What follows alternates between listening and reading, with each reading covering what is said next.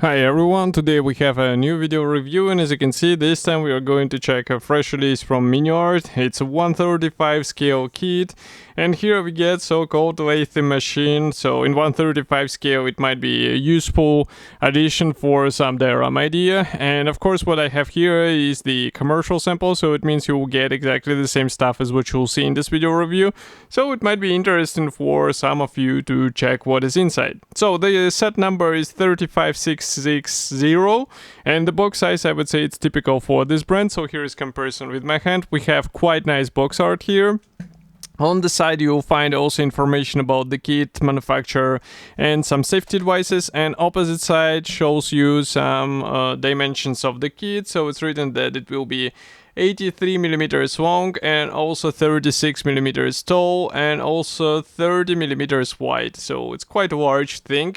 And as for the packaging, this is a top opening box, and here's what we have inside. As you can see, it's easy to open, and there are plenty of space inside, I would say. So all sprues come in a sealed plastic bag. For this I need to cut through the plastic bag. And in the meantime, I can also remind you that you can review some other kits from the same series from Miniart. I reviewed some of them, so this buildings and accessories series offer a chance to build a lot of interesting subjects, so definitely check it out. Maybe you'll find something interesting in addition to what you are watching today. Okay, so I just opened the plastic bag. Let's start with a small sprue. It's a so-called sprue MB, and here I just need to zoom in a bit.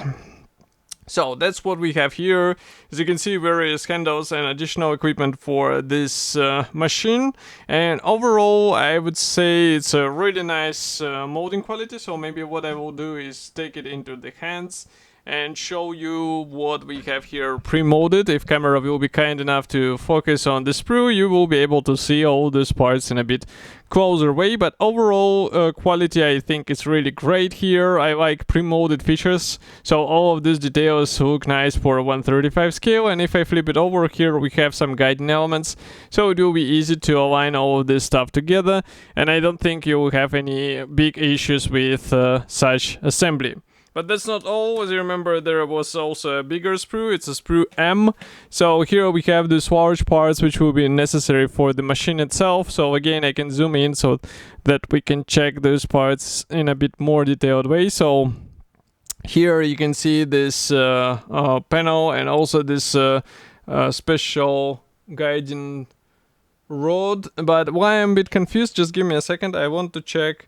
Yes, it's actually, as you can see, just like on the real object, this one is actually the screwed line, so that the machine head can move straight and back, which is quite an interesting solution. And I mean, it copies the real thing, that's why it is interesting for me to see it here.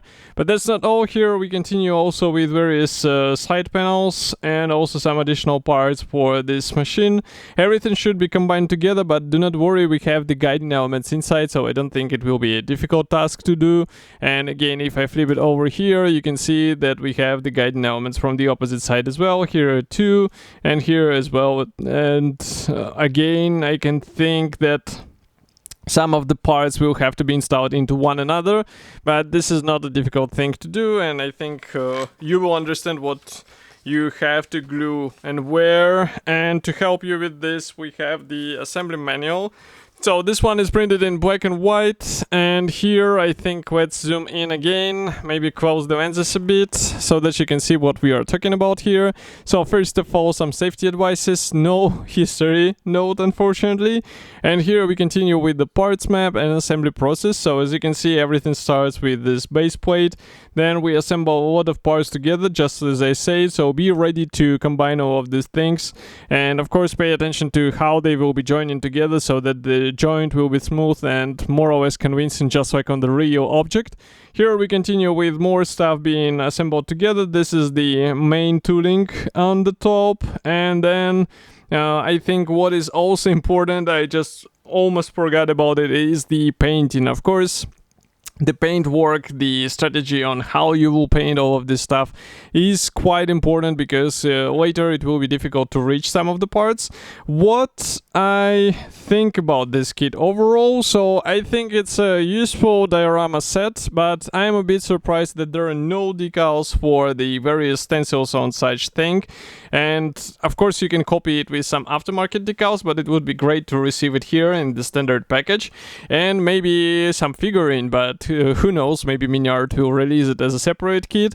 And of course I will be happy to hear your opinion about such things, so do not forget to write it here in the comment section below, and I will see you in the next video review as usual. Thank you for joining me today, and bye!